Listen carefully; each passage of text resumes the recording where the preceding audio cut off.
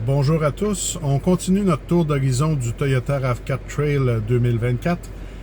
Juste pour préciser, la gamme RAV4 pour 2024, il y a les modèles LE, XLE. Ensuite, il y a le Trail, puis le XSE et le Limited. Donc, le Trail se situe en plein centre de la gamme RAV4. C'est un modèle qui a une allure plus de hors-route, bien que j'ai bien l'impression que 95% d'entre vous ne l'amènerez pas hors des sentiers battus.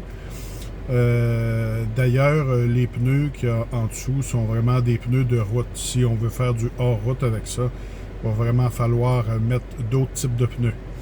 Alors, aujourd'hui, on parle de l'intérieur. Alors, je vous montre les sièges. C'est un peu ce qui me fait douter de l'aspect hors route du RAV4 Trail, puisqu'on a mis des sièges avec beaucoup d'empiècements blancs. Alors, quand on fait du hors route, habituellement, on risque d'être sale un peu. Alors, j'ai un peu de difficulté à comprendre pourquoi on a mis du blanc à l'intérieur. C'est très beau, par exemple. C'est pas la beauté de la chose le problème. La qualité est là aussi. C'est juste que pour un VUS que l'on veut capable d'aller dans des sentiers, c'est peut-être pas une bonne idée d'avoir des sièges blancs. Mais les sièges sont confortables, le support lombaire du conducteur est bien, c'est facile à ajuster. Il y a juste le siège du conducteur qui est à réglage électrique, le siège du passager est à réglage manuel. Alors, il y a des sièges chauffants aussi à l'avant. Je n'ai pas encore vérifié à l'arrière, on regardera ça dans la prochaine vidéo. Alors, c'est ça. Je vais maintenant inverser la caméra pour vous montrer le tableau de bord. Vous voyez la nacelle d'instrumentation avec des cadrans assez simples. Contour à gauche, la jauge à essence et la température du liquide de refroidissement à droite, avec des renseignements au centre. Pas beaucoup de personnalisation possible. On peut changer les messages au milieu. Mais comme vous voyez, on ne peut même pas avoir la distance du trajet et la consommation moyenne d'essence dans le même écran. Ce qui est un peu dommage, mais c'est pas une grosse chose, là, mais en tout cas, moi, personnellement, quand je fais mes essais, j'aime ça les avoir sur la même page. C'est sûr que si on change de mode de conduite, qu'on met en mode éco, ça change un peu les couleurs. Ça, c'est le mode normal. On a le mode sport qui ajoute du rouge. Puis, sur cette version Trail, il y a aussi 3 autres modes de conduite. Il s'agit ici de la version boue et sable. On a aussi la version pierre et on a la version neige. Alors, vous avez des modes de conduite à ne pas savoir quoi en faire. Ça va vraiment être... moi, les modes de conduite, j'avoue, j'en ai dans mon véhicule, je m'en sers à peu près jamais. Alors, je doute fortement de l'utilité de ces modes de conduite, mais peut-être le mode neige qui peut être utile en hiver, là, mais à part de ça, je vois pas tellement l'utilité.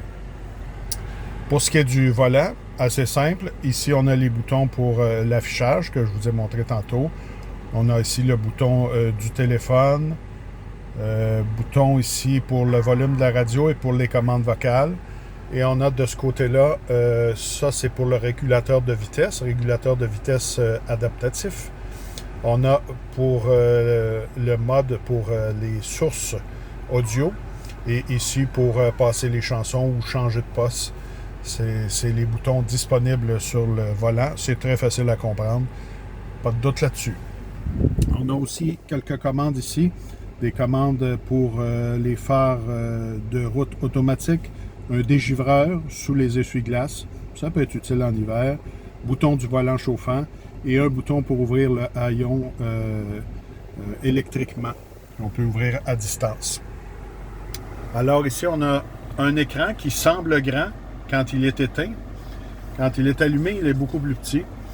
Vous voyez ici, on a le système de navigation Toyota qui est bien.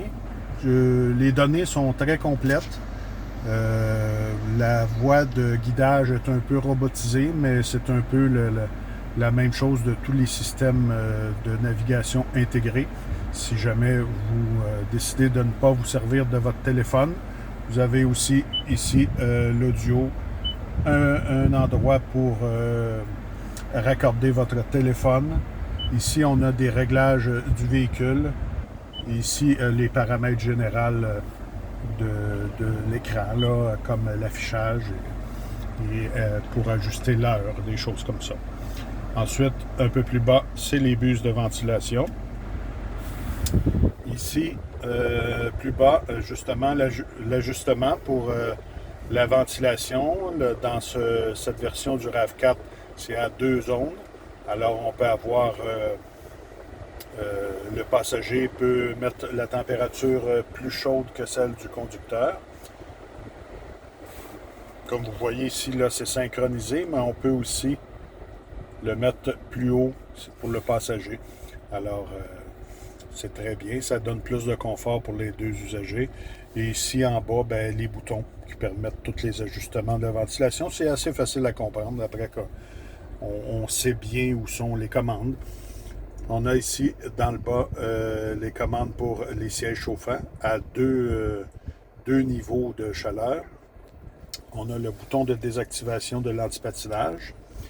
Ici, plus bas, une prise USB-A qui donne accès au système. Vous pouvez y relier votre téléphone si vous ne voulez pas utiliser la version sans fil d'Android Auto ou d'Apple CarPlay.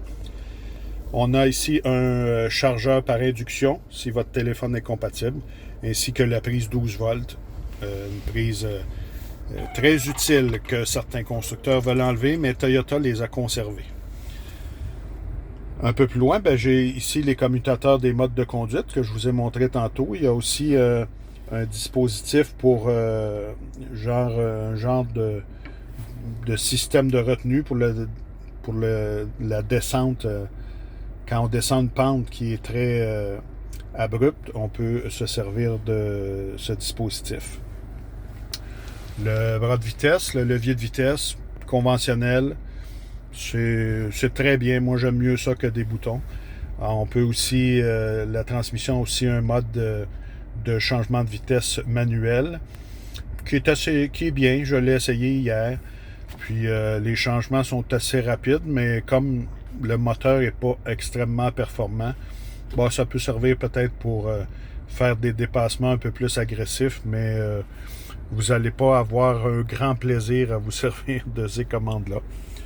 Ici, on a les porte-gobelets et le petit coffre central qui vous offre 2 autres prises USB-C de recharge. Le coffre a une profondeur raisonnable. Ça vous permettra d'emmagasiner beaucoup trop de matériel comme on fait toujours dans ces coffres de rangement. Alors, ça fait le tour du tableau de bord du Toyota RAV4. On se reparle la prochaine fois pour en direct des places arrière ou peut-être, je vais peut-être vous montrer l'espace de chargement parce que c'est une caractéristique très utile dans la catégorie des VUS compacts. Alors, commentez, aimez et partagez cette vidéo et on se reparle très bientôt cette semaine.